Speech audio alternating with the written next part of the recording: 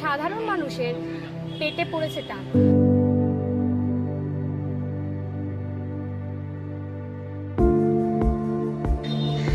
ঘন্টার bulldozer action, ভেঙে গুড়িয়ে দেওয়া হলো 25টি দোকান, উচ্ছেদ করা হলো হকারদের।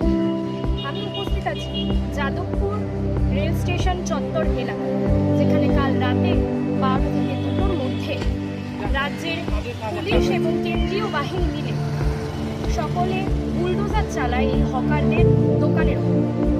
তাদের রুজি রুটির কি হবে, তারা কি বলতে চাইছে জেনে নেব তাদের থেকে।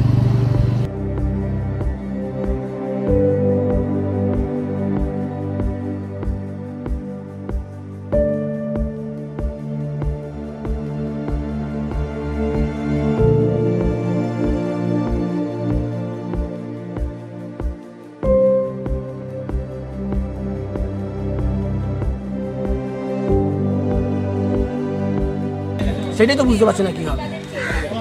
আমরা এতদিন ধরে যবে দিয়ে সরকার এসছে তবে দিয়ে আমরা একটা জিনিস জানি, হকার ভাঙছে, ব্যবসা ভাঙছে, কিন্তু কালকেই আমি জানতে পারলাম কোনো ঘরও ছাড়ছে না। আজকে আমার মান্থলি 15 থেকে 16 হাজার টাকা আমি মান্থলি কামাই। আমার আজকে 2টো মেয়ে, আমি নিজে পড়াশোনা করতে পারিনি, শিক্ষা আমার পেটে নেই, কিন্তু আমি ভেবেছিলাম আমার দুটো মেয়েকে কিছু শিক্ষা করবো, কিছু বানাবো, কিছু তৈরি করবো। তো আজকে আমি 15-16 হাজার টাকা দিয়ে আমি মানলাম আমি 7,000 টাকা দিয়ে ঘর ভাড়া দিয়ে থেকে যাবো, 7,000 টাকা খাবো, কিন্তু আমি নিজের মেয়েকে পড়াবো কোথায়? সেটা নেই। গরিব আরও গরিব হচ্ছে, পয়সাওয়ালা হয়ে যাচ্ছে। আজকে আমাদের এই সেন্ট্রাল বলো রাজ্য বলো এই সরকার দুটোই ডবল ইঞ্জিন খালি চাইছে। গরিবরা কোনোদিন পড়াশোনার শিক্ষা ওদের পেটে যাবে না, আর ওরা কোনোদিন শিক্ষার দিকে আগাবে না। ওরা সবসময় গরিবই থাকবে, গরিবের দিকেই পড়ে যাবে। আজকে এই বাচ্চাটার কী ভবিষ্যৎ হবে? এর বাচ্চার বাবা আজকে রিক্সা চালাচ্ছে, একে কী পড়াবে? তো সংসার চালাবে কি, ঘর ভাড়া দেবে কি, পড়াশোনা করাবে? কোনো দিক দিয়ে কোনো উপায় নেই। গরিবকে গরিব বানিয়ে দেওয়া হচ্ছে এই ডবল ইঞ্জিন। সাধারণ মানুষের পেটে পড়েছে টান।